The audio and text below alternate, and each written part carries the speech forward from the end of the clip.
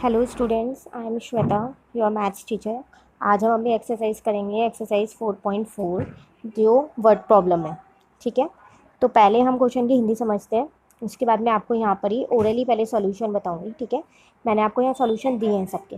ठीक है ना, देखो क्वेश्चन है, there are 58632 women, 81299 men and 169589 children in a city. What is the population of the city? कह रहा है एक सिटी है जिसमें इतने वुमेन है, इतने मैन है और इतने चिल्ड्रन है। तो बताओ टोटल पॉपुलेशन कितनी है उस सिटी में। पॉपुलेशन मतलब होता है, देखो बेटा, जनसंख्या, मतलब उस सिटी में टोटल कितने लोग रहते हैं। तो अगर मैं अपने मैन, वुमेन और चिल्ड्रन तीनों को प्लस कर दूंगी तो मुझे पता चल जाएगा कि हमारे पास पॉपुलेशन कितनी है। तो इसकी स्टेटमेंट कैसे बनाएंगे हम, नंबर ऑफ़ वुमेन लिखे, उसके आगे जितनी वुमेन है नंबर ऑफ़ मैन लिख दिए, नंबर ऑफ़ चिल्ड्रन लिख दिए, तीनों को प्लस किया तो हमारी टोटल पॉपुलेशन आ गई। ठीक है, क्वेश्चन नंबर 2 है आपके पास, find the sum of the greatest 6 digit number and 5 digit number. देखो यहाँ आपको कोई डिजिट्स नहीं दिए हैं, वो आपको खुद लिखनी है। कह रहा है आपको सम निकालना है, मतलब प्लस करना है। सम का मतलब प्लस होता है, प्लस करना है किस किस को, एक तो ग्रेटेस्ट 6 डिजिट नंबर को और एक 5 डिजिट नंबर को, दोनों ही ग्रेटेस्ट है। तो ग्रेटेस्ट अगर मैं आपसे बोलूँ 1 डिजिट नंबर क्या होता है, तो 9 होता है ना। तो 6 डिजिट कितना होगा, 6 टाइम 9। अब 5 डिजिट नंबर कितना होगा ग्रेटेस्ट वाला, 5 टाइम 9। तो पहले हमने यहाँ लिख दिया greatest 6 digit number, greatest 5 digit number, sum निकालना था। अब हमने इन दोनों को प्लस कर दिया। ठीक है, मैं आपको ये एग्जाम में बेटा ये चेंज भी कर सकती हूँ, ज़रूरी नहीं है 6 और 5 दूँ, मैं यहाँ 7 और 8 भी दे सकती हूँ, 3 और 4 भी दे सकती हूँ। तो आपको ग्रेटेस्ट और स्मॉलेस्ट नंबर पता होने चाहिए कि अगर आपको कोई भी डिजिट नंबर बोलें कि 6 डिजिट कितना होता है, 5 डिजिट, तो क्या होता है वो।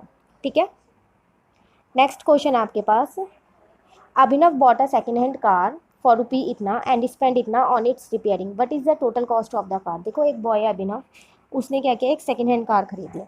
सेकेंड हैंड कार का मतलब होता है कि पुरानी कोई चीज़ लेना, क्योंकि हर एक कोई, देखो सब जने नई चीज़ नहीं ले सकते, कई बार हम होता है सेकेंड हैंड चीज़ लेते हैं, मतलब यूज़ की हुई चीज़ लेते हैं। तो यूज़ की हुई चीज़ कभी भी हम ऐसे ही इस्तेमाल करने नहीं लगते हैं, उसमें कुछ ना कुछ रिपेयरिंग लगता है। अगर वो बिल्कुल परफेक्ट होगी चीज़ तो कोई सामने वाला उसको सोल्ड क्यों करेगा, क्यों बेचेगा। ठीक है ना, तो अक्सर हमारे को उसमें कुछ ना कुछ रिपेयरिंग चार्ज देना पड़ता है, तभी हम उसको यूज़ कर सकते हैं। तो उसको कार तो इतने की पड़ी, लेकिन उसने उस पर जो खर्चा किया ऊपर से रिपेयर कराया वो इतने का कराया। तो दोनों पैसे अभिनव ने तो पे किए हैं गाड़ी खरीदने के लिए। तो आपको ये बताना है कि टोटल कॉस्ट कितनी है उस कार की। तो स्टेटमेंट क्या बनाएंगे हम, cost of second hand car, repairing cost, then दोनों को प्लस कर दिया। तो अभिनव ने कितना पैसा पे किया है उस कार को खरीदने के लिए, 2,60,698। ठीक है, नेक्स्ट क्वेश्चन है आपके पास, the cost of video set is this and the cost of AC is 165 more than the video set and the cost of scooter is this, what is the total cost of all 3 articles. देखो यहाँ आपको 3 articles दे रखे हैं, एक video set है आपके पास, एक scooter और एक AC है।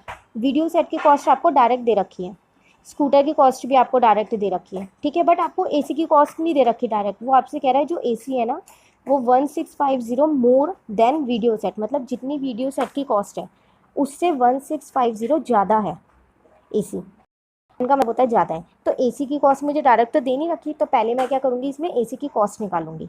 वो कैसे निकालेंगे, क्या कह रहा है वो क्वेश्चन में, वीडियो सेट जितने का है उससे 1650 ज़्यादा है ना। तो हमने यहाँ पर क्या किया, कॉस्ट ऑफ AC निकाल ली, जितना वीडियो सेट था उसमें 1650 हमने ऐड कर दिया। तो ऐड करने के बाद हमारी अमाउंट आ गई। तो अब हमारी AC की कॉस्ट भी पता चल गई। अब हमें तीनों की कॉस्ट पता है, अपनी वीडियो सेट की कॉस्ट भी पता है, AC की भी पता है और स्कूटर की भी पता है ना तीनों की। आपसे कह रहा था टोटल कॉस्ट निकालनी है, तो टोटल कॉस्ट मतलब टोटल कितना कॉस्ट हुआ इन तीनों का मिला के, तो तीनों को मैंने क्या किया, प्लस कर दिया, मेरी टोटल कॉस्ट आ गई। ठीक है, क्वेश्चन नंबर 5 बेटा आपका होमवर्क में, आप होमवर्क में करोगे, 6 में कराती हूँ, 7 भी आपका होमवर्क में। क्वेश्चन है, find the sum of smallest 6 digit number and the greatest 5 and 6 digit number. देखो फिर वही चीज़ अभी जो हमने ऊपर वाले क्वेश्चन में किया, क्वेश्चन नंबर 2 में, वहाँ पर सिर्फ 2 ही थी, ग्रेटेस्ट 6 डिजिट और ग्रेटेस्ट 5 डिजिट।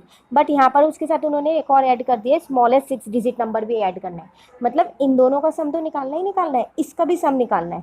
तो अब पहले मुझे तीनों नंबर खुद लिखने पड़ेंगे। तो मैंने यहाँ लिखे, स्मॉलेस्ट 6 डिजिट नंबर लिख दिया, सबसे छोटा नंबर 0 होता है, लेकिन आपको पता है बेटा 0 से कोई भी नंबर शुरू नहीं होता। हमने ये चैप्टर नंबर 1 में ग्रेटेस्ट और स्मॉलेस्ट नंबर बनाने सीखे हैं, 1 में या फिर 3 में हमने ये सीखे हैं। तो 0 से कभी भी कोई नंबर शुरू नहीं होता, है ना। तो आगे 1 लगाएंगे, 6 डिजिट बनाने के लिए आगे 1 लगाएंगे और आगे उसके आगे 1 के आगे 5 0 लगा देंगे, बन गया देखो ये 6 डिजिट नंबर। ठीक है, मैं फिर आपको बोल लूँ कि टेस्ट में मैं ये चेंज करके दूंगी बेटा, सेम क्वेश्चंस नहीं दूंगी मैं। ठीक है, ग्रेटेस्ट 5 और ग्रेटेस्ट 6 डिजिट नंबर तो अभी हमने समझा था ऊपर क्वेश्चन नंबर 2 में। इनका क्या निकालना था, हमको सम निकालना है, हमने इन तीनों को प्लस किया, हमारा सम आ गया। ठीक है, क्वेश्चन नंबर 7 आपका होमवर्क में।